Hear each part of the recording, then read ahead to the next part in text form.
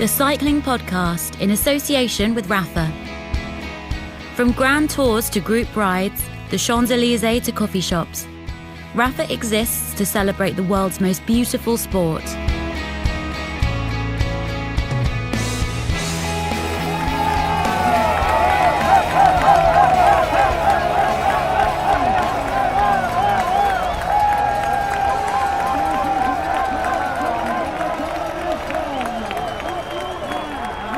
Hello, my name's Richard Moore. I'm with Orla Chennaoui. Hello, hello. And where are we, Orla? We are on Eagle's Climb on the Olympic part of the World Championships road race course. And we've just watched the peloton go past for a second time.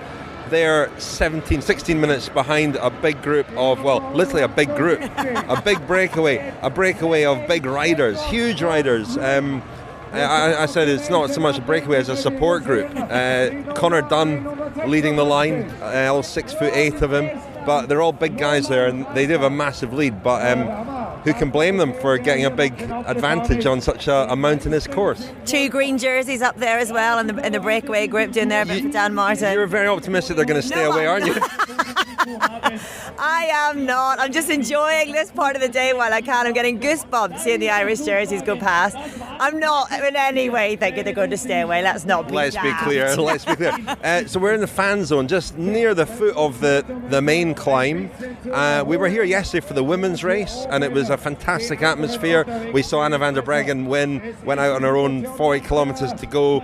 An extraordinary ride from her, an amazing race. We'll talk about that in part two. The men's race obviously is still unfolding. We'll talk about that in part one. In part three, we've got lots of other stuff from this week of the World Championships in Innsbruck. But it's really a great atmosphere here, isn't it, Orla? Very international, as you'd expect. Lots of people, lots of Irish people. And I don't have the sang-froid of Lionel and Daniel, unfortunately. I'm getting emotional every time they come past. I'm going to blame the pregnancy hormones to an extent. But I want to cry. It's just a wonderful, wonderful experience. It's brilliant. I love it. It's very much not like being with Daniel and Lionel at all. I don't think we've ever had tears. Well, they could come. Just wait. Watch this space. And now make some noise for the peloton here at the Peloton. Cheer ahead, cheer them on. We want to hear you. Make some noise!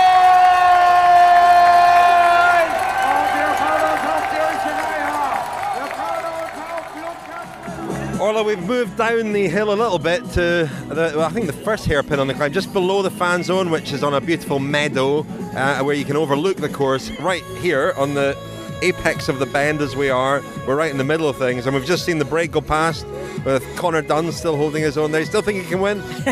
Stop it. Yeah, we're on Dutch corner now. It's brilliant. Well, is it Dutch corner, Belgian corner, Well, it says Dutch corner on the road, so I'll allow them that. But yeah, it's a bit of a Euro pop corner, really. The Bulls of Grimstead are here. A lot of support for Balkan Mollema. But it's a real slow burn sort of race, isn't it? And I'm not talking about my skin in this blazing heat. It's on a fast burn. That's a slow blister. We kind of knew this was going to be the case, though, didn't we? And we fully expected it to be fairly quiet for a good bit of the day, really. And with such tough racing right towards the end, hurting a hole that everybody has been bigging up, we're not really going to see much action, I think, until the last couple of laps. You quoted a couple of coaches at me this morning. I was watching Austrian TV this morning and they were going a bit live crazy around the build-up to the World Championships. And I think it was the Austrian national coach was saying that the best tactic for today was versteckend. What does that mean?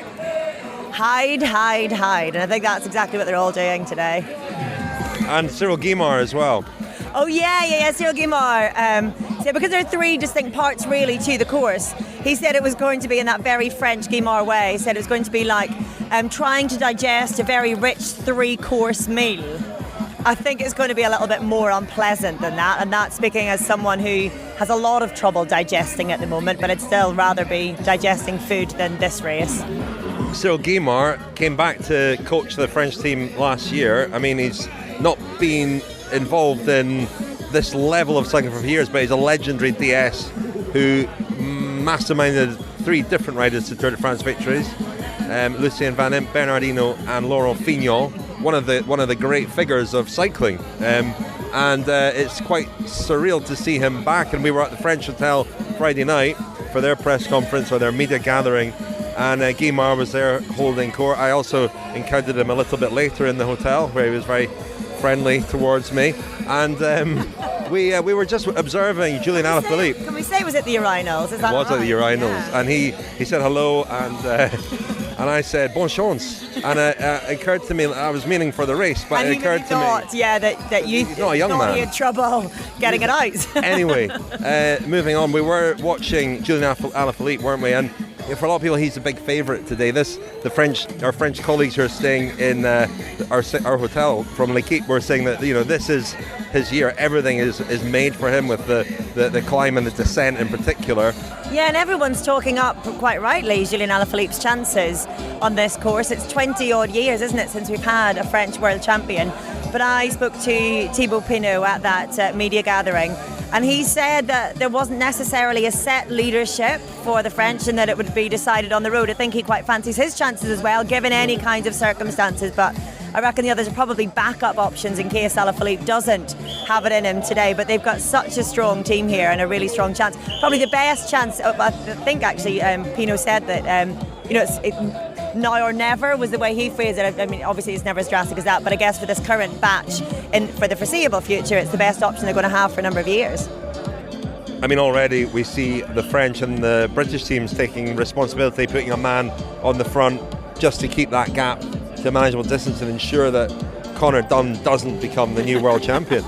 Yeah, you just tweeted something, didn't you? You said if Conor Dunn, as I confidently predict, will go on to win the World Championships today, you can forget about the Vuelta, you can forget about the Tour of Britain. The only preparation for the Worlds next year will be the no-go tour.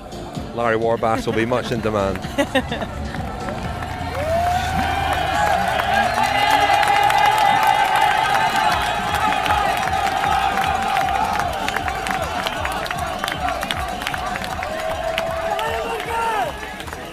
The Rapha Cycling Club is the largest global community of its kind. Members share their passion for the road through rides, events, exclusive club kit and racing. Find out more at rapha.cc. Thank you very much indeed to our headline sponsor, Rapha, without whom, etc., we wouldn't be here. Why are you laughing, Orla? What are you laughing at? It just you said that with a bit of a flourish. Flourish. It's unlike you. You use become my very hand. European. It's because I just met Ciro. You gesticulated, I'm full of hand movements. We're going to hear from Ciro a little bit later. But thank you very much indeed to Rapha. Fortunately, I don't go anywhere without a stock of Pedaler and Pedaleuse de Charme t-shirts. Yesterday at the Women's Road Race, we presented a Pedaleuse de Charme t-shirt to Cecilie Uttrup-Ludwig.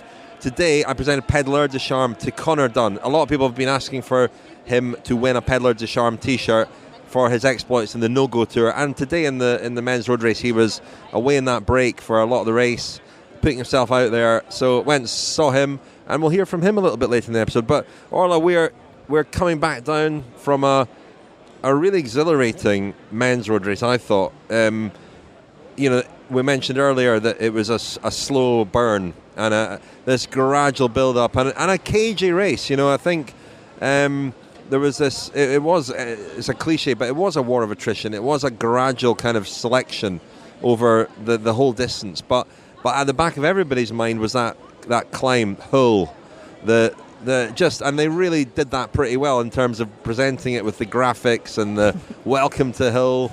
There wasn't a huge crowd up there. I think most people went to the main climb up Eagles to enjoy the race many times. And a lot of people not sure whether these super steep climbs belong in professional cycling. But today we saw an absolute humdinger. Alejandro Valverde is the world champion. He just beat Romain Bardet in the sprint with Michael Woods third. The outsider tipped by one or two people. Wink, wink. But a tremendous performance by him on the type of climb that really suits him. It was a thrilling race. I thoroughly enjoyed it, given that it was some 7 hours long. We mentioned at the opening of the podcast that Cyril Guimard, the French head coach, had described it, or what is his official title? He's not head coach, team manager, whatever it is. Head coach. Had compared the race beforehand to a difficult to digest 3-course French meal? Well, I think it was more of a 4-course meal. We had the starters of the 11-man break. 14, it was a bit of a taster menu. 14-course taster menu. Well, we had the start of the 11-man break. I think the main course came at about 60 kilometres to go when we had these series of attacks off the front. Didn't know which ones would stick. Greg Van Avermaet's move looked very strong. We had the likes of Theo Geoghegan-Hart, Pete Kennaugh working really hard, the French working incredibly hard along with the Italians in that part of the race. Then to stick with the French theme, we had the cheese course, which in France comes before dessert, of course. That was when Michael Valgren, I think, went off, and it really looked like he could have stayed away. Cheesy attack. A cheesy attack, an attack of the cheese. But we knew that Hüttinger Hill was coming as a dessert, and it was the yummiest dessert I could have ordered off the menu. It was brilliant. And like you say, it was attritional, and it's used over and over again. Mousse, yeah. Very, very rich. But one that you didn't want to finish. No. Like even coming into the final kilometre, they were going under the Flamme Rouge, and we were both discussing earlier how we love long races, because when it's over you feel a bit of a loss, because the anticipation isn't there anymore. You know who've won, it's done. And even in the last kilometre I thought, oh, I'm really sad this is coming to an end because even we were in the mix zone, and mix zones can be fairly dry places to watch a race compared to out by the finish line or in a fan zone or whatever it might be. And everyone was on edge as the riders are going up Hüttinger Hill, and the riders are being dropped one after the other. And then we had the 3 lead riders together going over the top and down the other end. Then the camera pans back and Tom Dumoulin is still there, and he managed to make his way across. So we had the 4 of them towards the end, and then towards the end we had a glimpse of Gianni Moscon, thinking, goodness, could he make it on? He didn't. Well, he'd been one of the 4, and he was just broken eventually by the climb. And really Michael Woods put in an acceleration and got rid of Moscon, and that was a moment, because 1 minute there were 4, and I think Moscon is a controversial figure, as is Valverde, and a lot of people were perhaps wouldn't have relished a Gianni Moscon victory here, but when it was just too much for him, he just went completely, and even when Dumoulin obviously came up behind and swept him up, he couldn't stay with him. And Dumoulin is such a difficult opponent, because we've seen this in countless races now, that he gets dropped but he's not out of it. He's very, very good at managing his effort, and when he came back to those leading 3 on the streets of Innsbruck racing in towards the finish, I thought he was going to go straight past them. I thought that would have been a great tactic, but it would have been a great tactic, but he didn't have the legs. No. He said it himself. He had no choice there, and you could tell when he caught them, the momentum should have propelled him forward, but he slowed down, and you could see from that he really didn't have it. But didn't that add to the whole drama of that finale as well? You say that Gianni Moscon wouldn't have been the most popular winner. Alejandro Valverde, unless you're Spanish, we saw a Spanish journalist in tears afterwards with delight. That was quite odd. Bizarre. But he's quite a divisive figure as well. And then you've got superhero Tom Dumoulin and the good guy Michael Woods. So you've got all of those dynamics going into the final as well. It was just thrilling World Championships. Yeah, let me just read a small extract from a journey through the cycling year, the book that we published this year. We will get on to Valverde soon, and it's worth saying that I think among his peers, he's a very popular winner, because I think he's, regardless of his history, he served a doping ban, of course. He was involved in Operation Puerto, and I think that sits very uncomfortably with a lot of people. But over a long period of time, because he's 38 now, he has proven to be, in an era when we think the sport is cleaner and certainly testing, if not perfect, is better, he has been one of the most consistent riders, and has won a lot of big races and gone very, very close to the world title before and just missed it. And this was the one he wanted. But at the Vuelta last year, when I was speaking to Michael Woods before the start of the race, and Alberto Contador was being presented to the crowd, he said to me, and this was an off-the-record conversation, but he said, they talk about Spain's golden generation, Valverde, Contador, Sanchez.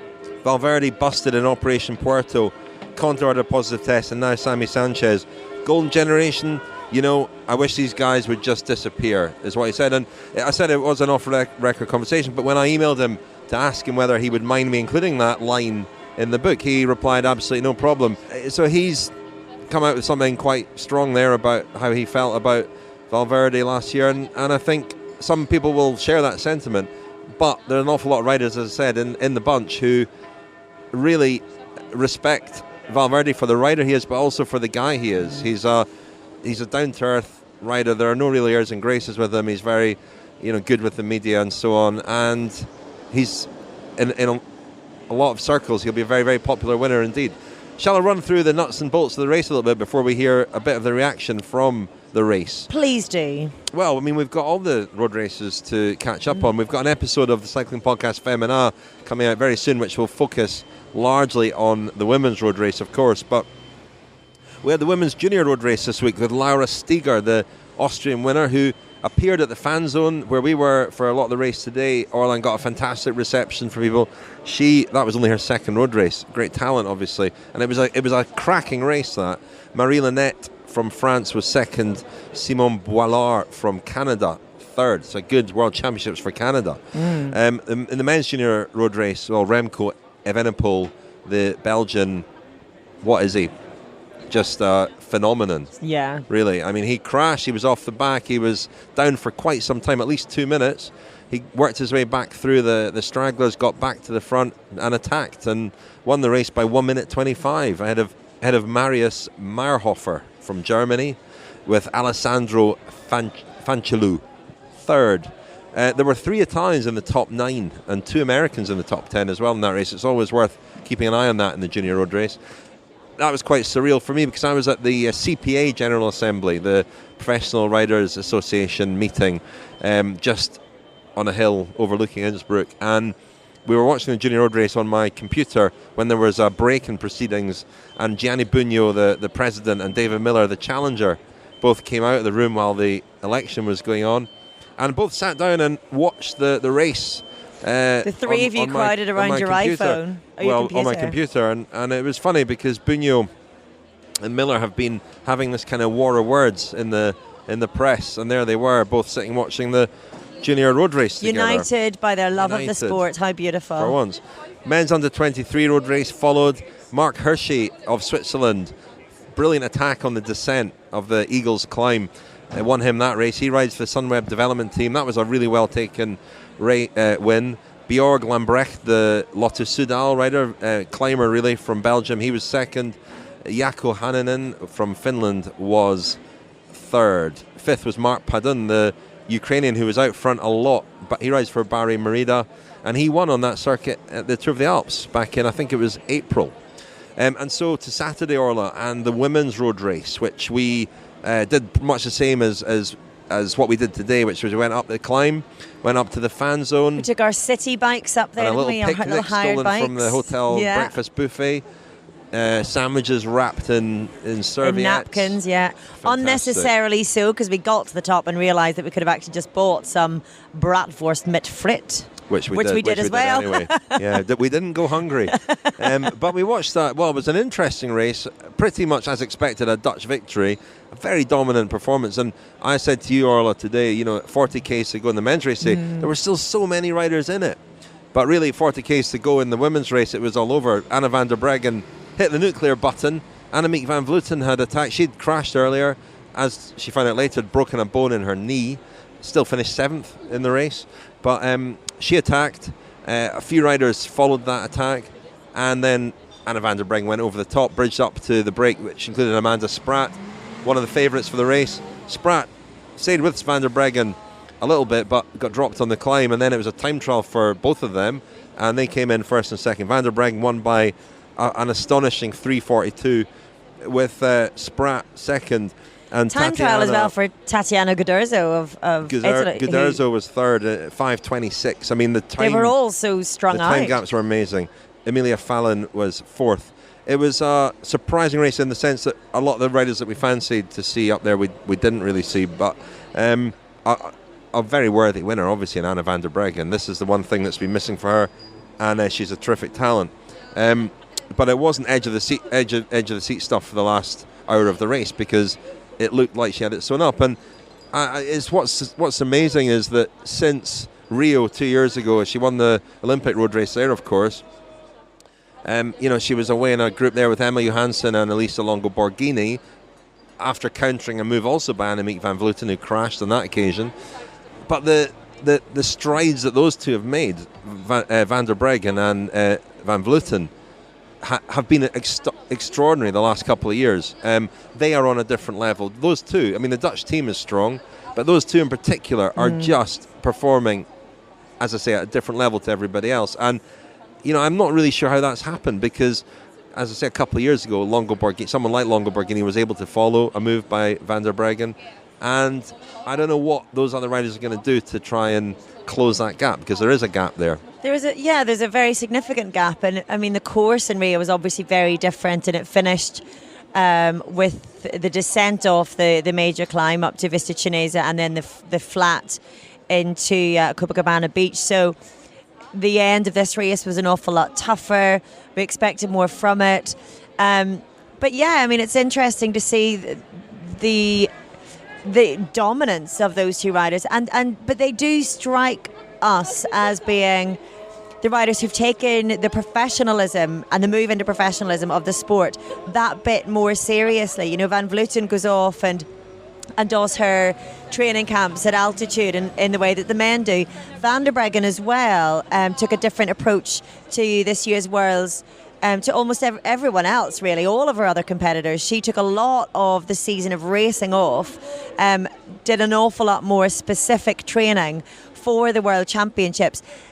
And they have been allowed to do that by their teams. Not all top riders can afford to do that. If you look at Ashley Millman-Passio, for example, she's been team leader for the last year or so, and for her to be able to just concentrate on the Worlds when her chances are not as obvious, perhaps, as Anna van der Breggen or Annemiek van Vleuten, is much more difficult. So I think it's a combination of a few different things, really, but they've certainly been able to make the most of the professionalism of the sport in a number of different ways. And at the moment, it looks like it's going to take a while for anyone else to get up to their level. And that's mercifully not to say that neither of them can be beaten, because they've both been beaten this season. But when they win, they show such a display of prowess that it puts everyone else in the shade, really. Chute à l'arrière du peloton, cycling podcast team car at the back of the pack, please. May I say, Richard, you're looking remarkably smooth. Are you sort of struck by the youthfulness of the male peloton and trying to keep up with their boyish ways and having as close a shave as possible by any chance? Well, you may say that, Orla. Yeah, thank you very much. Very kind of you. We heard the voice of Seb Pica there, which obviously reminded Orla to set up beautifully. But it's true, you are looking very clean shaven today. I am. Yeah. I did have a shave with my Harry's razor this morning. There was a degree of spontaneity to that, actually. It doesn't sound like it, but there was. Yes, thank you very much to the episode sponsor, Harry's Razors. Harry's Razors, of course, include everything you need for a close, comfortable shave, weighted ergonomic handle, 5 precision engineered blades with a lubricating strip, and a trimmer blade, rich lathering shave gel, and a travel blade cover. I tell you what, we might be bumping into Fran Reyes later, and I want to ask him if he's been using his Harry's razor, because he was up on the top table of the press conference earlier doing a translation for Alejandro Valverde, and his sideburns were looking on point. That boy's face was like a newborn baby's bum. Valverde maybe been using the Harry's razor on his head as well. Maybe he needs to, bless him. Just get rid of it. I just thought, come on, Alejandro, give up the ghost. Yeah, a close shave. He needs a close shave, doesn't he? Yeah, he does need a close shave. Well, Alejandro, if you're listening and if you have an address in the UK, you can get started shaving with Harry's today by claiming your trial set for just £3.95. Support the Cycling Podcast and get your trial set delivered to you, which includes the razor handle, the 5-blade cartridge, the foaming shave gel, and the travel blade cover, by going to harrys.com/cycling right now. That's harrys.com/cycling. Well, Orla, before the interval there, you were talking about the women's race, and as I said, we've got an awful lot of reaction and interviews from the women's race coming in the next Cycling Podcast Femina, which will be out in 1 week, including a sort of bit of live reportage from us over the course of the day. But we have a couple of interviews from it. First of all, Lucy Kennedy, the Australian rider who's got an interesting backstory. Her first year with Mitchelton Scott this year, and she rode a really good race. She's a good climber and did a great job for Amanda Spratt. I spoke to her at the finish, and Orla, you spoke to Lucinda Brand, the Dutch rider, teammate of the winner, Anna van der Breggen, and she was up there in the top 10 as well, wasn't she? She was, yeah, and she rode a great race. I'm a big fan of Lucinda Brand, actually. She was ninth. She's so consistent, she's so strong, and she's always up there in the decisive moves. There were 4 Dutch riders in the top 9 yesterday, so not a surprise that she was one of them. And I wanted to get a little bit of an insight into the Dutch camp, really, because they had these 2 very strong leaders. They messed that up quite spectacularly at the European Championships, and she was talking a little bit about the lessons learned from there. So yeah, let's have a little listen to Lucy Kennedy and then Lucinda Brand. Well, I mean, Amanda Spratt second. I don't suppose she could have done much more. She rode a good race and put herself in a really good position, didn't she? Yeah, I mean, we were coming here to win, but, second's an amazing result. I guess that Van der Breggen was just stronger on the day, but yeah, that move she got away in it wasn't quite the plan. It was a bit earlier than we expected, but yeah, it was a really good move for her and put us in a really good position. Well, you were obviously busy at the front. We saw a lot of you today. Are you happy with how you rode today? Yeah, I mean, that was my job, particularly that first climb, just to get on the front and ride the whole thing as hard as I could. And I think that, I did that, and I think that really worked well to set Spratty up, because it meant that no one else was... everyone was a little bit under the pump, so it allowed her to get away when everyone was hurting a bit. And I think when the Dutch launched their move, Annemiek van Vleuten had a go, you were on her wheel at that point, weren't you? Yeah, that second lap, I was the only other Aussie there in that bunch that was left, and I knew that the Dutch were going to start firing attacks, so I was going with as much as I could, but I covered Annemiek one time, but when Anna launched her big one, I just couldn't go with it, so unfortunately she got away. And clearly nobody could go with it. No. I mean, the 2 of them are on a different level, aren't they? Today was extraordinary. I think she won by about 3 minutes 42 in the end. Yeah, that's really, really impressive riding. Congratulations, Lucinda, on an incredible team ride. We all knew that the Dutch were going to be the team to beat, but that was quite something, wasn't it? Yeah, it's not something you just do. Also not when you have the strong riders in your team. It's still super hard to also do it in the end. And so we're super proud, of course, on the whole team, how everybody reached their level and put the energy into this win. Yeah. There was a lot of speculation before the race. I think it's fair to say that with so many strong riders, would there be cohesion within the team? Was there ever any danger of you guys not pulling together and working together? Did it always feel like a team on the inside? Yeah, it was always like a team. In the last year, of course, we had some comments over us that we were not a team after Europeans. It looked like that. I think it was also it's just the danger of being such a strong team, so that's the thing where we have spoken about how we could manage that better, to not come in strange situations, and that we have no overview anymore. That worked much better today. So you learned lessons as a team then from the Europeans? Yeah, of course. I think not only from Europeans, I think you learn from every race you do. It doesn't matter if it's from your own team or from a country. And then you speak together how you can get the strongest out of each other and be a strong collective.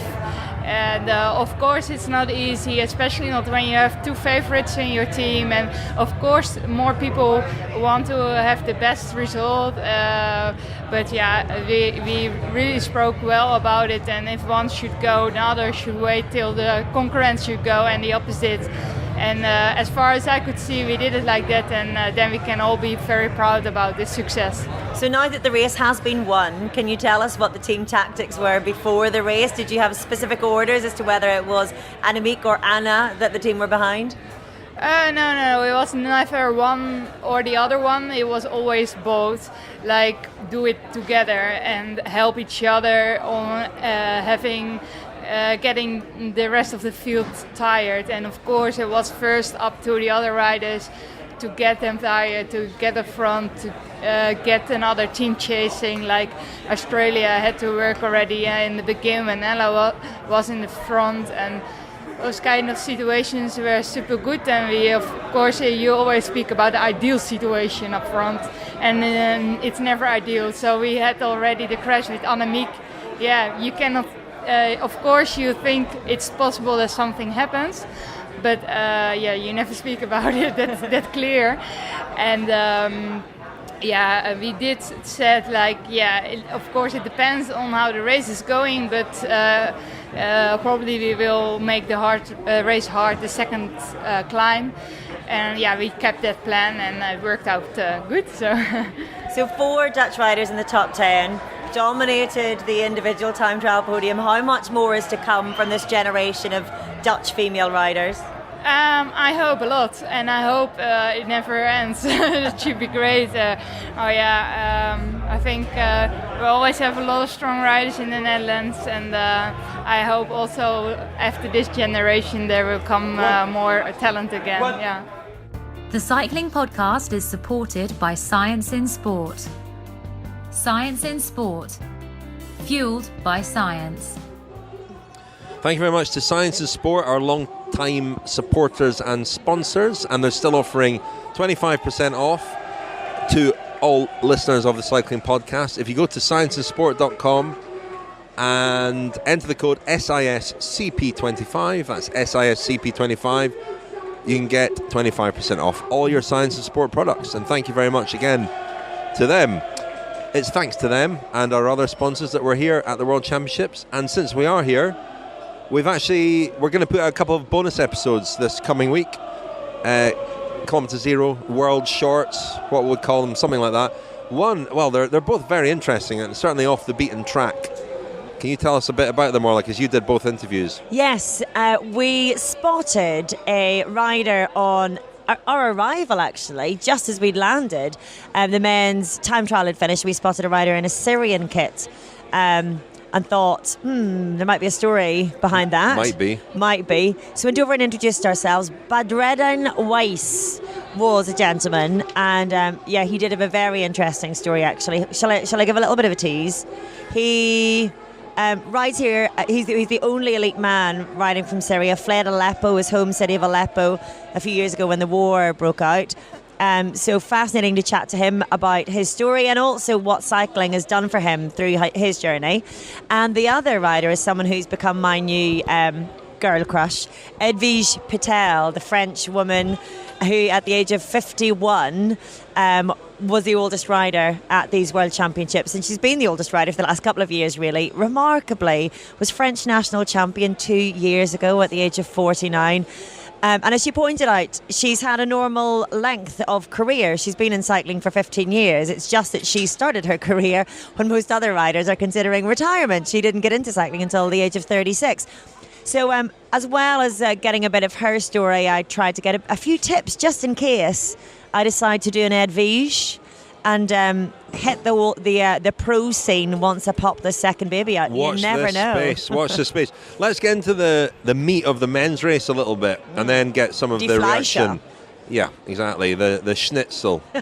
Let's because there was a lot going on. Obviously, a lot of favourites, a lot of fancied riders. Alaphilippe was perhaps the main favourite, but one of many, and he lost a teammate, Warren Barguil, with a crash with about 100 kilometres to go.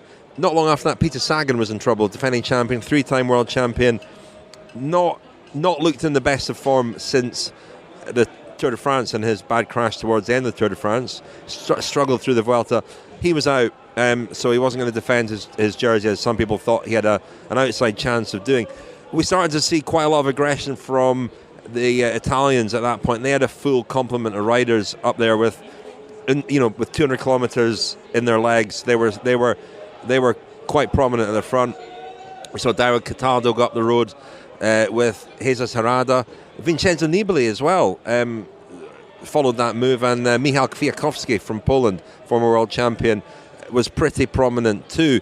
But there was a counter move behind with Greg Van Avermaet was the next move that went, with Damiano Caruso and Omar Fraile. Again, Italy and Spain represented there. And that was a pretty dangerous looking move, actually. I mean, Omar Fraile, another guy who you would say was an outsider. there was another crash, this one taking out an outsider, or a fancied outsider, Primož Roglic. He crashed with Ben King and had a long chase to get back on, but did eventually get back on. But I saw him at the finish, and it was obviously quite a heavy crash. He had a lot of skin off his shoulder. Dan Martin was the next rider who we sort of fancied for this race to fall out of contention. Wild pulls, then very surprisingly, Kwiatkowski got dropped as well. Simon Yates was the next one, the recent Vuelta winner, who pretty much rode at the back the whole race, and it just wasn't his day, so he was out of it. Up front, his teammate, Peter Kennaugh, someone we've not seen at this level for a while, he was very active, and he had a couple of goes. He was joined by the likes of Michael Valgren, Rui Costa, Gianni Moscon. Thibaut Pinot was marking this move as well, another fancied rider. And Roglic was right back up there too. Valgren was the guy that took the initiative on the way, after they finished all the climbs of Eagles, and there was still a big group there in contention. It was Michael Valgren that got away, winner of Het Nieuwsblad earlier this year, a really, really strong, very, very underrated rider. And he had a good 30-second gap leading into this horrific climb. Hull, welcome to Hull, not Hull. Not Hull. Hull. Hull. Hull. He sort of jumped off Pete Kenyuk's move. Kenyuk went first. Yeah, it was a very strong move, actually. And in fact, Valgren rode an excellent race and finished 7th in the end. So a really, really strong performance from him. But it was going up the climb. Good job by the Spanish. Jon Izaguirre was there helping to set up Alejandro Valverde, and these four emerged at the front. Surprised to see Alaphilippe fall out of contention at this point. He got dropped, and so it was Bardet, Michael Woods, Alejandro Valverde and Gianni Moscon, and those four raced away on the ascent of Hull, which was again like some of the climbs we've seen in the Vuelta, where it's like a tortoise race. And when we saw Didi the Devil running behind them, we realised just how slowly they were going, because it's so steep. And as Michael Woods explained in his press conference, he loves climbs where he's out the saddle and the action is more like running, which is what he used to be good at. And he explained, actually, it was interesting because he explained the more sort of crouched up, folded up he is, the less efficient he is as an athlete. Because makes a lot of sense. He thinks really. It's his running background, that he wants to be upright. And on a steep climb like that, you're out the saddle a lot, and it just suits him. And we saw him win a stage on a climb like that at the Vuelta, and here he was performing in this, at a level. I mean, we saw him up there in Liège-Bastogne-Liège this year, but he's got a really solid set of results this year. Podium at Liège-Bastogne-Liège, stage win at Vuelta, and bronze medal here. And he's had a lot of setbacks this year as well, so phenomenal really by Michael Woods. And the surprise, but also not really a surprise, Moscon was broken near the top of the climb. It was Woods really that was putting on a bit of pressure. We saw Bardet drop back a little bit. He seemed to have a little problem with his bike. I think you spoke to him at the finish, Orla. What happened? He was trying to get into the big ring and just messed it up, basically. He said it was his fault. He mistimed it. It didn't slow him down too much. He was fiddling with his bike a little bit, but seemed to get it sorted, and I didn't think it really hampered him in any way. But you're talking about the steepness of the climb, and it's worth pointing out that while those three were riding off the front, Tom Dumoulin was zigzagging across the road. He looked like he was not going to make it to the front of that climb with any real dignity intact, never mind managing to get up and then onto the back again. Phenomenal. It was amazing. And Dumoulin, as I said earlier, such a difficult opponent. But over the top of the climb, it was those three together. And we were told, and I hadn't seen it, but we were told it was a very technical descent with only helicopter shots at that point. It looked fairly controlled. And I thought, Bardet is an excellent descender. We've seen him win stage at the Tour de France thanks to his skill on the descent. Valverde's a brilliant descender as well. And I wondered if Michael Woods might have a problem there, but he didn't, so that was good. But the three of them obviously came back into Innsbruck and were joined by Dumoulin, as I said earlier, and those four contested the finish. And Valverde led it out for the last kilometre and won the sprint, as you would expect him to, really, in that company. He is the second oldest world champion in history after Joop Zoetemelk in 1985. He was 38 years, 8 months and 29 days. Alejandro Valverde's 38 with 5 months and 5 days, and he was joined on the podium by his children. He was one of his daughter was shouting "Papa" in the in the press conference as well. They came in there. Not sure they were accredited. Should they have been in there, Orla? And should have pointed that out. Peter Sagan presented him with his gold medal on the podium. Tom Dumoulin was 4th. Gianni Moscon was 5th. Roman Kreuziger was 6th. Michael Valgren, as I said, was 7th. Julian Alaphilippe, a disappointed 8th. Thibaut Pinot, 9th. Rui Costa, 10th. Former world champion. Best ride we've seen from him for a number of years, I would say. Ion Izaguirre, 11th. Bauke Mollema, 12th. Mikel Nieve, 13th. As you said earlier, Orla, it was the trick today was to hide. Verstecken. Exactly, and you know, we didn't see a lot of these guys until we needed to see them. Yeah, we saw a lot of France and Italy on the front for quite a long time, and they looked very threatening indeed. The Spanish team, not quite so much, though, I thought. I mean, they did a brilliant job, but they weren't so obvious, I thought, for as much of the race. But again, that was probably very deliberate and stood them in very good stead. Friley was up there. I thought he was their sort of wild card. You know, if one of those moves had got away, he was a dangerous rider, a guy who's very good at winning. So we hear from Ion Izaguirre, Barry Merida rider, who is Alejandro Valverde's teammate. Orla, you've got your hand up. I do, because I need to just make a very small correction, because when you said we were going into the meat of the race, I said Die Fleisch, and it's obviously Das Fleisch, and it's been bothering me ever since. So there we go. That's my autocorrect. We've done it. Live corrections corner. Here's what Ion Izaguirre, Alejandro Valverde's Spanish teammate, had to say at the finish. How does it feel to have helped Alejandro finally win the world title? It's an amazing feeling, no? It's a special race, World Championship. We know that we can win today with Alejandro, but you know, it's a one-day race and everything can happen.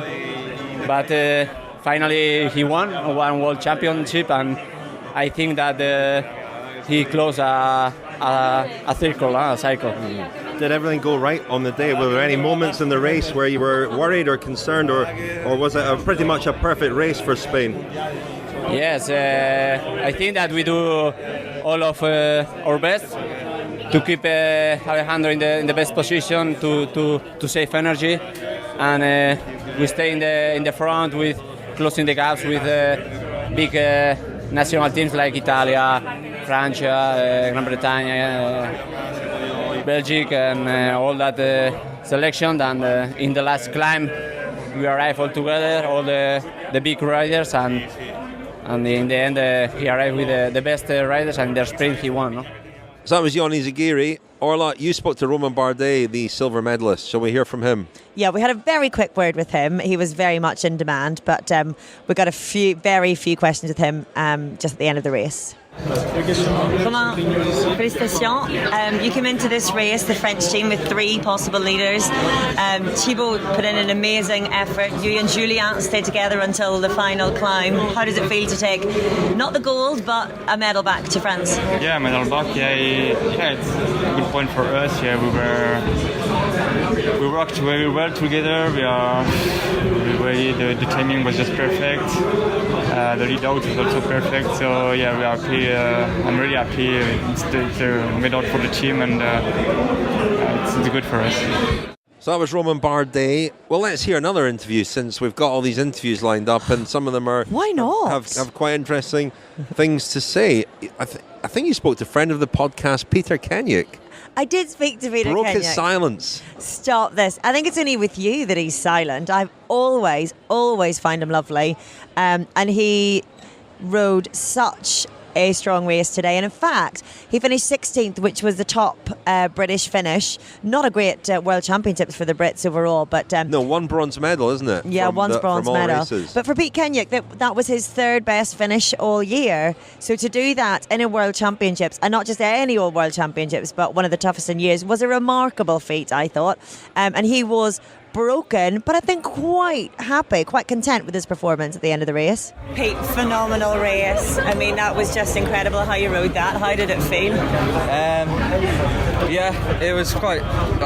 It was hard all day actually. Like I just said, to race cycling, it's quite, without radios, it's quite hard to always speak to your teammate to find out how everyone is. So yeah, I had a little attack with 2 laps to go on the climb, but in hindsight I should have waited really, but I didn't know for instance, that Simon wasn't feeling good, so I was kind of just sticking to the plan we had before the race to make it hard. But I mean, that was just a brutal race from start to finish.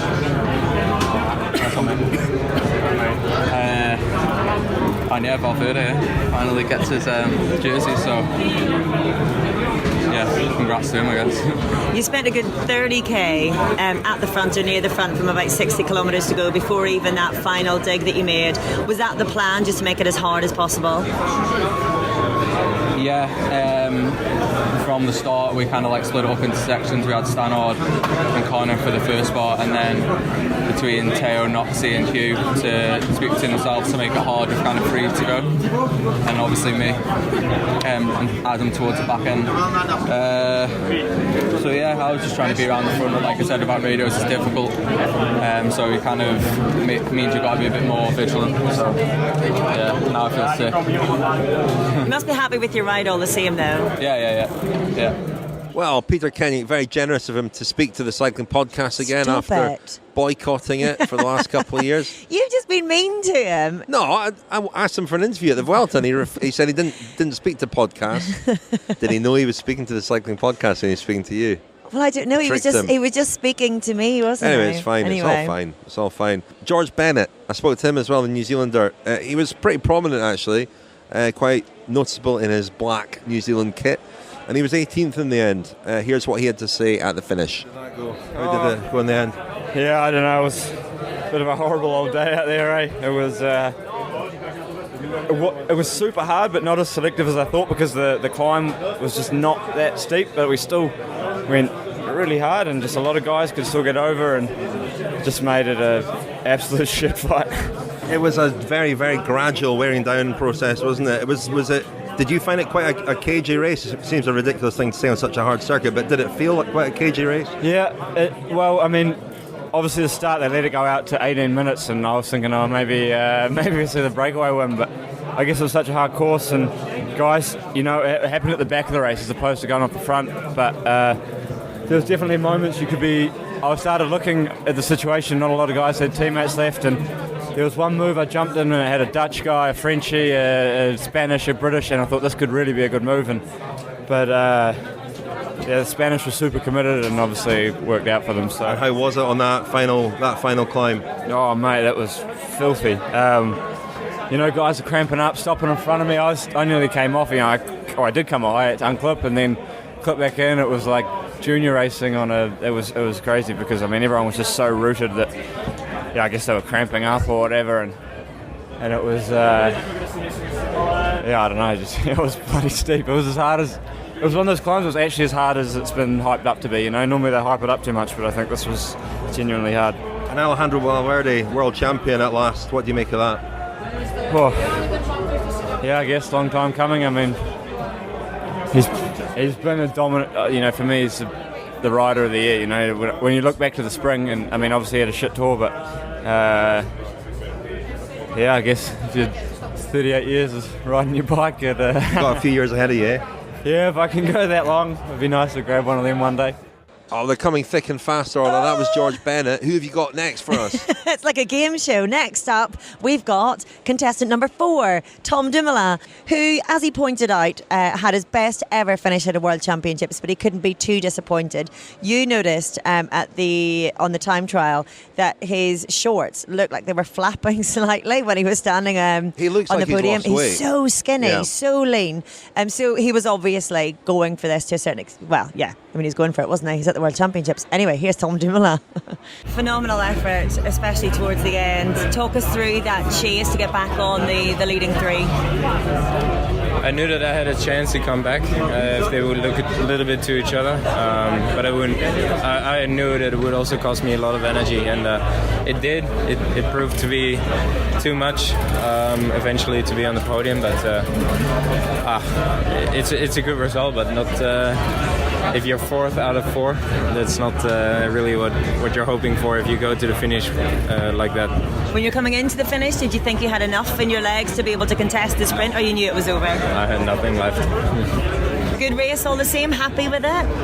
Yeah, definitely. It's my best one-day race that I did so far. So it proved that I'm getting better also at this. I hope to get even better in the future. And everyone was talking before the race just about how tough the course was going to be. Was it as bad, as hard as expected? Yeah, it was, yeah. 11 strong riders in the front with 18 minutes. So yeah, we went pretty fast to catch them back, and I think everybody was on the limit, but that's racing. That was Tom Dumoulin. Just such an amazing season, really. Second at the Giro, second at the Tour de France, fourth at the World Championship Road Race, second in the World Championship Time Trial. And I wonder if when he goes and reflects on the season and plans for next season, he'll have a little bit more of a targeted approach at one race, which you would think would be the Tour de France. But what a consistent rider, and on a course like this, which really looked like a climber's course, he's been the equal of the best climbers in the world. He's just a shadow rider, isn't he? You just cannot shake him. Riders just cannot get away from him. And also worth noting that he hadn't actually recce'd the course until this week. He said at the press conference after the time trial he hadn't done it yet. He'd planned to do it the next day, but he'd cramped during the time trial, so he was giving himself a rest. So he said maybe Friday was the first day that he would actually get on the course, compared to others who've been to Innsbruck throughout the season to target these World Championships. It was a remarkable performance from him. Speaking of shadows, Orla, Nibali's shadow.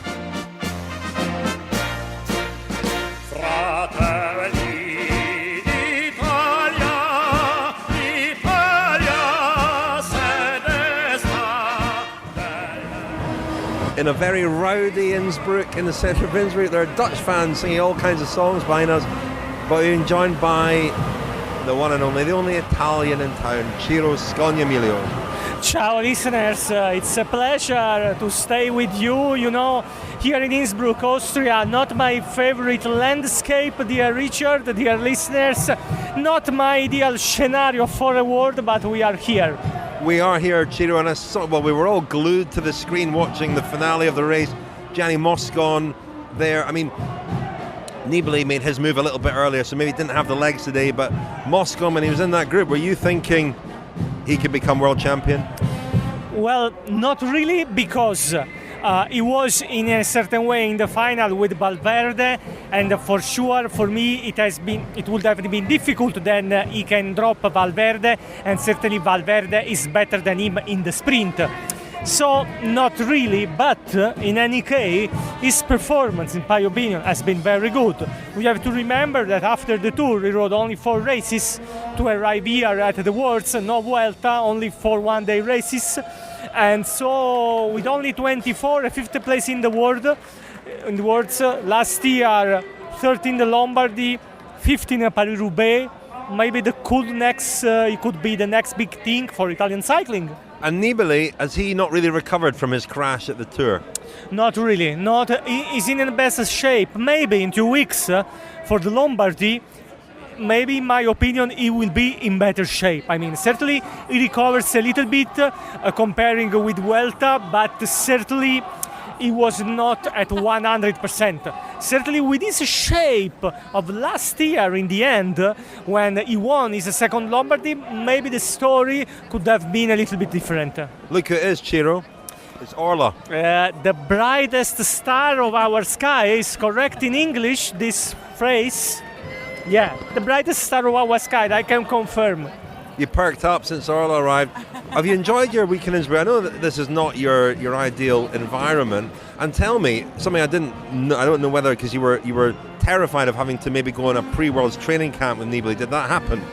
No, fortunately no. No, fortunately not, listeners. I mean, this week has been very difficult for me, and maybe I am more tired now than the shark in itself, because he loves his landscape, and we have also to consider that. Imagine the luck of a guy as Gianni Moscon. His new apartment, his house, is 3 k's from where we are talking now. Listeners, you have to remember that tomorrow morning I have to cover 500 k's by car. And I'm not really a driver, really, listeners, so you can imagine my feelings now. Moscon, I understood he moved here to train for the Worlds. Is he going to stay here now? Exactly. It's new town of residence. I mean, now he lives in Innsbruck. I have to say... This is weird. He only moved to Monaco quite recently. Yeah, but he changed because he doesn't feel well in Monaco, and so here it's a little bit near to his hometown because it's only 2 hours. But when I had an interview with him 3 weeks ago, I speak in a very clear way to Gianni, don't move to Innsbruck. Why? My friend Gianni, such a town, nothing against Innsbruck. People are lovely also, but it's not the right place in a state with no access to the sea. Austria, nothing against Austria, but not my place. So you're heading home tomorrow, Ciro? Exactly, listeners, only 2 weeks. This season has been very long, but only 2 weeks left. And then in the off-season, I don't know if it's possible to say, but we have something special for you. Well, we're looking November. You're coming over to London to appear at our Clapham show. My only reason to reach London, you, dear listeners. And Orla, I think, can easily understand. It's also a pleasure to see her, a great pleasure. Richard, also you, Daniel, Lion, all of you, but more of you, our listeners. Well, safe home, Ciro. Ciao. Keep in touch and see you soon. See you soon. Well, from one friend of the cycling podcast to another, Fran Reyes. We've been joined by Fran. How are you, Fran? I'm great, Rich. This has probably been one of the most exciting days of my life and the most exciting of the cycling season, definitely. Well, you had an important job to do in the press conference because you were called in to translate for Alejandro Valverde, the new world champion. What did he have to say? I mean, we spoke a lot about him at the Vuelta and his big goal of winning the world championship, and how we wondered whether his efforts at the Vuelta, I can't even remember where he finished now. Was he second in the end or third? I can't remember. He was fifth. Oh my goodness. Fourth or fifth. I can't remember either, but it's very interesting because we have been discussing all Vuelta long. Why didn't he ease up, and let the race go in order to better prepare for the Worlds? Yet he came here and was in control of the race the whole time. He seemed like the strongest rider on the race. So all the speculation, every discussion we had about that was I just had a total blank there. Of course, Enric Mas and Miguel Angel Lopez finished second and third, and Valverde cracked really quite badly the last 2 days at the Vuelta and looked really to have run out of gas completely. And we saw today the toll that the Vuelta took on Simon Yates, who was really never in the race, and actually Adam Yates as well. Pretty disappointing performance from those two riders who certainly, the course looked like it suited them. But Valverde has recovered obviously from his Vuelta efforts, and our beer has arrived. Oh, that's good. Thank you very much. You. Cheers, Fran. Cheers, Rich.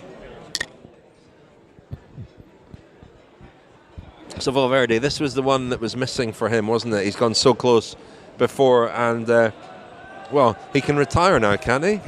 Well, he was asked the other day whether he would retire if he got the rainbow jersey. His answer was no way. He needs to showcase it for the next season, and he will keep on riding until Tokyo. But I guess that his career now enters on a completely different level. He has attained all the goals he had in his career, but for the Tour de France victory, which proved to be out of his reach, but he still stood on the podium. That was a remarkable feat and one that satisfied him. So from here on, it's just extra time for him, extra time to enjoy.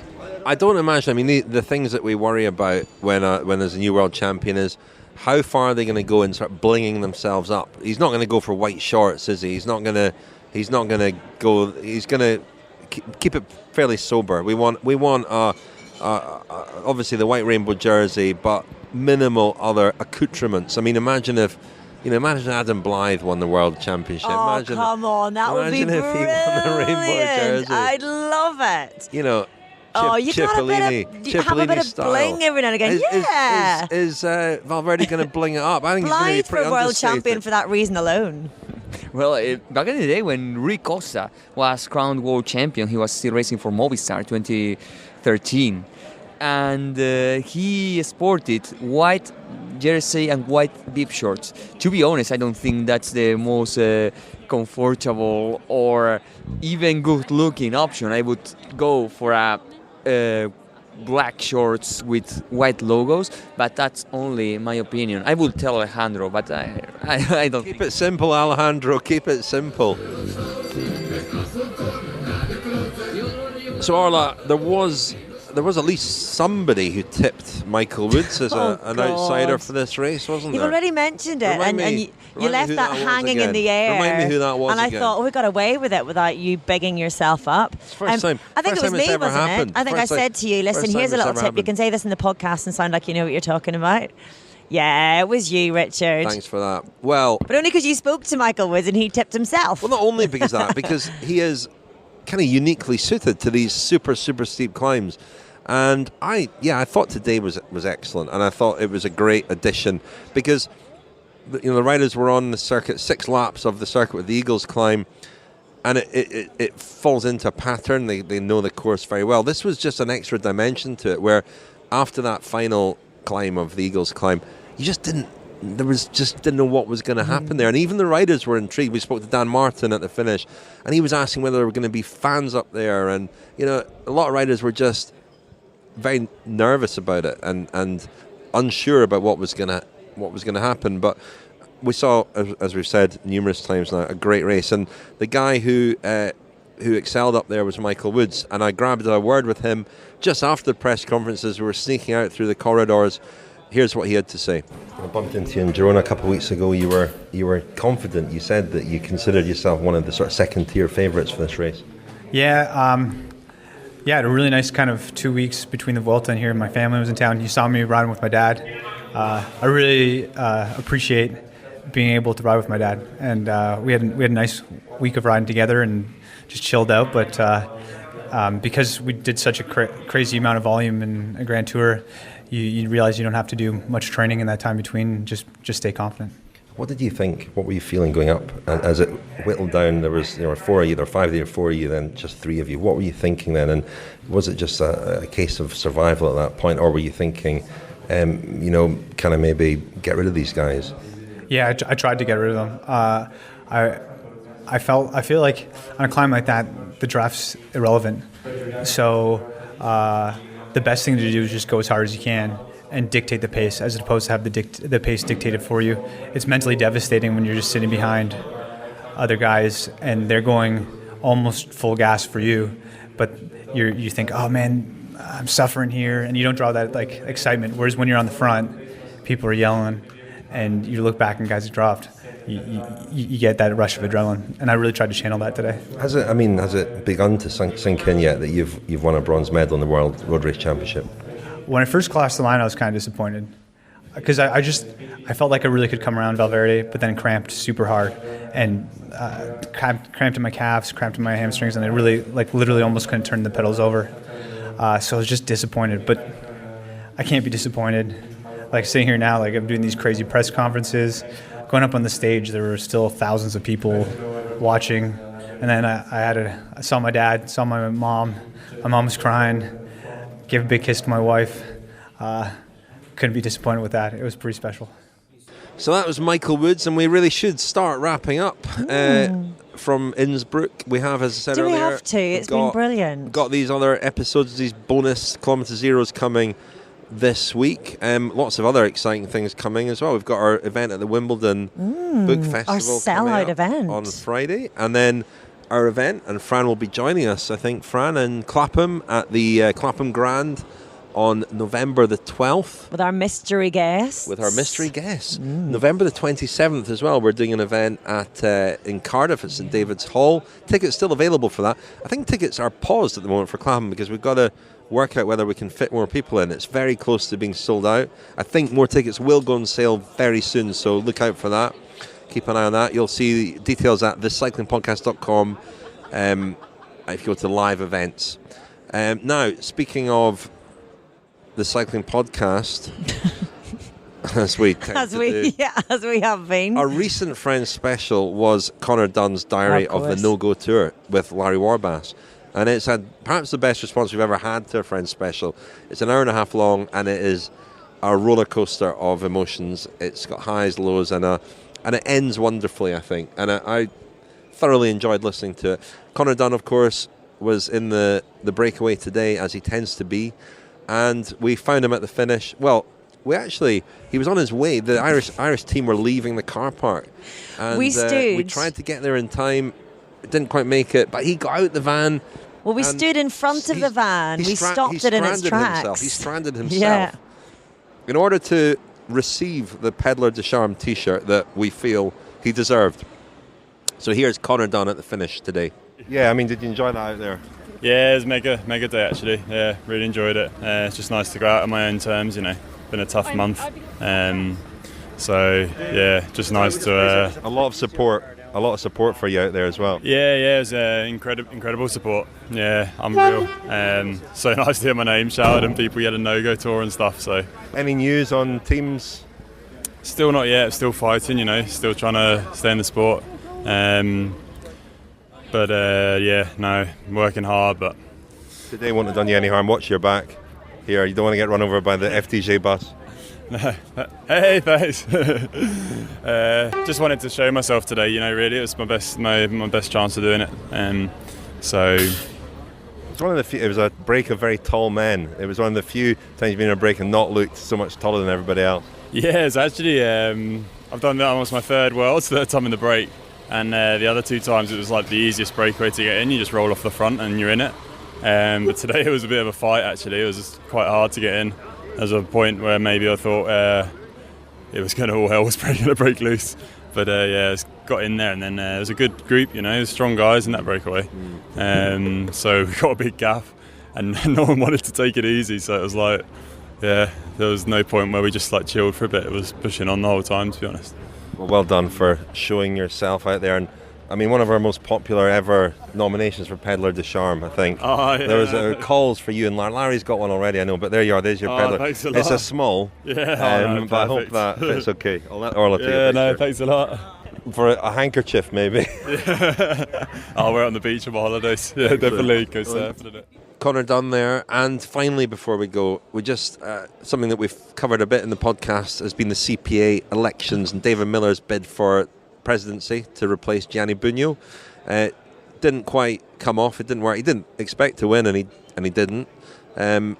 Understand, we hear through cycling podcast sources that he's been asked to be vice president of the CPA.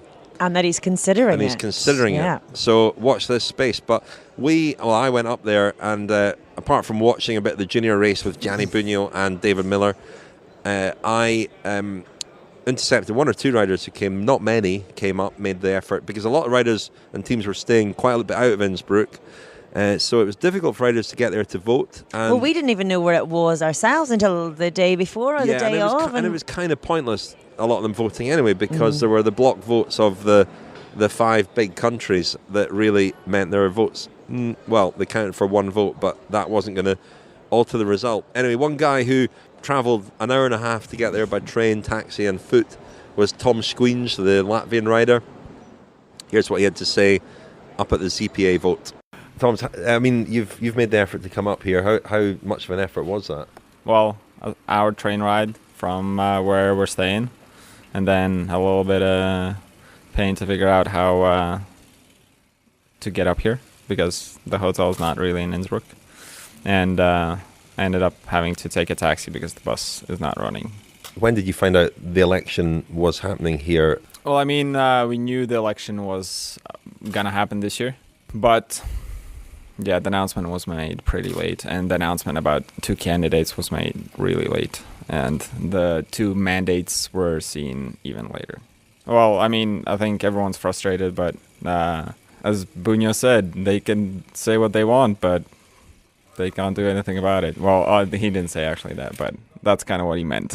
Is it frustrating as well, though, that because what the CPA would say is that the time to talk about changing the system was months or years ago rather than in the weeks leading up to it? Is that a frustration that it perhaps wasn't flagged and just talked about some time ago? Well, I mean, it's the CPA's job to keep the bylaws up to date, isn't it not?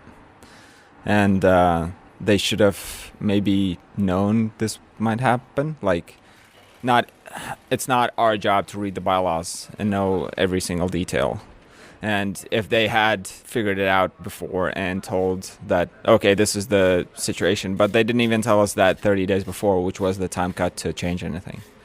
So obviously, before every single time, it's been only one person pulling the short straw and just getting the job, whereas now it's 2 candidates. So obviously, it's a little bit different. And finally, like, even if David didn't decide to go for the presidency, then probably another 4 years would have gone by and no one would have changed anything. And then suddenly, at some point, it would have broken. And, well, that some point was this year. I mean, I spoke to a few riders at the Vuelta about the CPA, and they all felt that it wasn't an organisation that was all that effective, and they don't have much communication with, and they didn't really feel that it represents them. I'm sure some do, but is that your feeling as well, that it's not an effective body at the moment? Well, I mean, they're doing what they can, and they've done a lot of good things. I can't blame them for, like, the extreme weather protocol has been great. Like, all the new things they put in the contracts for the minimum salary and whatever. It's all great stuff, but there's some little details that actually are not that little, and they need to figure out. Like, for example, I have 2 fellow Latvians riding for Pro Conti teams, and they don't get CPA emails. Like, I don't know how that's possible. Anything else? What else would you prioritize if if the CPA came to you and said, what is it that you want us to do? What would it be? I mean, it's just getting, like, all the riders the information and having the riders' input, not just six delegates having their input. And at the end of the day, it's only 2 of them, because with 2, just Spain and Italy having their vote, it's over. Like, no one else really matters. So at the end of the day, it's just the French. And even the French delegate doesn't really listen to the riders. The French riders got a, oh yeah, FYI, we're voting Bunyo. Like, that's, I don't know, like, there was no meeting for them, there was nothing. It was just like, yeah, guys, this is what's going to happen. Like, that's just BS. So that was Tom Squeenge. Seems like a long time ago now, the CPA vote. But we're wrapping things up here in Innsbruck. We're as wrapped up as you are in your black shawl, Orla. I know, I've been taking this around my little comfort blanket with me because it's beautifully warm during the day, then it gets quite chilly in the evening, so I've brought a shawl every day with me to cosy up of a soiree. Have you enjoyed the 2018 World Road Race Championships? I have loved it. I've really loved it. I'm quite sad that it's over. Just everything. I really enjoy World Championships because it's all in the one place. You've got everything from the elite riders to being able to watch the up-and-coming talent coming through. Everyone is in the one place, in the world of cycling. So you get to catch up with lots of people. If you're lucky and it's somewhere like here, it's just been stunning. I've loved getting back on a bike again. We've been using the city bikes to get around all week. And I have had the most fun holiday. I mean work trip ever. Easy. It's been hard work. It has been. Well, we've worked hard, but it's fun. This isn't work. This is a privilege. Highlights? Oh, highlights. You sprung that one on me. Cecilia Tripp Ludwig. Because I love her. Just generally, because she was just so full of energy and enthusiasm in the race, and she said immediately afterwards, I made loads of mistakes, I messed that up, I'm going straight home to watch the TV to learn from all of those mistakes. And I love that energy and passion for learning. And really just today, today's race was brilliant from start to finish, and our experience of it was brilliant as well. I'm usually at bike races for TV, and I'm stuck in a finish line in front of a live camera and don't really get to see very much. We've travelled all around the city, all around the race course throughout the last couple of days, and being able to watch it like that with a fan's eye view has been an honour. They've been my highlights. What's yours, Richard? Don't say me, because that's embarrassing. Well, I think I like you. I enjoy watching the junior races, under 23 races. It's great to get a glimpse into the future, and but also to watch those races with the guys that win might not be the riders who emerge as the champions. And I watched the junior road race with Remco Evenepoel, and he was the big favourite, and it was an amazing performance to win in the way that he did, and he came across as a very grounded guy, for all that it was quite an extravagant victory celebration, and he spoke really, really well. But I was watching the podium, and the two guys next to him on the podium, Merhofer and Fanciullu, the Italian, and they looked really quite upset. But I was thinking, in 10 years, those might be the guys that we are talking about, because they often are. And you just don't know how these guys are going to develop, and sometimes these bright lights burn out and don't, because I think for him especially, he looks like a phenomenal talent. He's won a ridiculous proportion of the races that he started, but the point about that is he's not used to suffering. He's not used to getting his head kicked in, which is the reality of life as a senior rider when you turn senior. He's got a few years under 23, and he probably do very well at under 23 level, but the jump then from under 23 to senior is enormous. And Matej Mohoric is a guy who won junior road race and then under 23 road race, and then really struggled for a few years, and suddenly his talent is really starting to flourish this year. And he's been patient, and guys who are perhaps not as strong as him might have fallen by the wayside by now. So the real test for Remco Evenepoel, we've been debating this week whether it's Evenepoel or Evenepoel. We'll find out. I'm sure we'll find out. The real, it's going to be interesting to watch him and watch how his career develops. Yeah, because champions aren't born, champions work at it. And Absolutely. He's got a God-given natural talent, but it's how he recovers from the inevitable setbacks that are to come, and how he keeps a hunger through all of that. Winning a junior road race is almost meaningless. I would even go so far to say. Terrible to say, but in the grand scheme of it. But my highlight is Michael Woods. I have to say. I mean, winning a bronze medal. I think he is just, he comes across really well. He says what he thinks. He's very honest, and it's been wonderful to watch his development over the last couple of years. He's a lovely guy, and for him to be excelling in races like this is great to see. Fran Reyes, you're still with us. What's been your highlight? Definitely, let me get carried away by chauvinism and recency to say that it has been the victory of Alejandro Valverde. It's been 38 years of fight, of riding, and of not giving up when things pointed out badly, in order to reach this final sprint, these final 300 meters, where everything has come together. So, definitely this. I think we were going to do a Friends special last year on Valverde and call it the Pros Pro, because if you speak to other riders and ask them who's the best rider in the world, an awful lot of them say Valverde. Unfortunately, Fran, we actually sent Fran to interview Valverde, and unfortunately he refused. What happened to that? Well, it was not Valverde who refused, it was his press officer who, for some reason, didn't fancy me at that moment in time. But, luckily, Valverde and I have a very good rapport, and I think I have re-established the relationship with Movistar team, so we might have a shot of interviewing him the next winter. Oh, great! That sounds promising. Yeah, so watch better deliver. Space for that. Excellent. Well, that's all from Innsbruck, I think, Orla, apart from the two extras that we've got coming this week. Indeed. And Cycling Podcast Feminale, which will be a bit of a bumper edition as well. Yeah, I know, another one. Lots of interviews in there, and that will be coming out on Monday the 8th of October, so listen out for that. Yeah. But in the meantime, thank you very much, Orla. Vielen Dank, das war sehr schön, sehr interessant. Ich hatte viel Spaß, oder?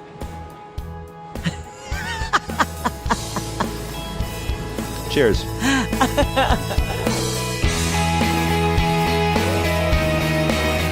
Orla, as we walk home, we realise over dinner that we neglected to really give full credit to and respect to the two survivors of the breakaway who really, I think they did a phenomenal ride. They were caught with about 25 kilometres to go, having been out front all day. It was an astonishing ride by the two of them, Vegard Stek Langen and Kasper Askren. And no, not only did we not give sufficient respect and credit to them, we gave none whatsoever. And they were in that original break of 11, and Conor Dunn was saying, you know, it tends to be his thing, certainly World Championships, to get into breakaways.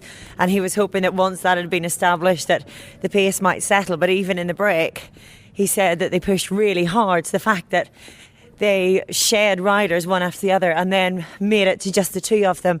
And they stayed out for such a long time, you know. It was phenomenal riding from the both of them. A great ride, a really good ride by both of them. So, that was an oversight that we've hopefully put right.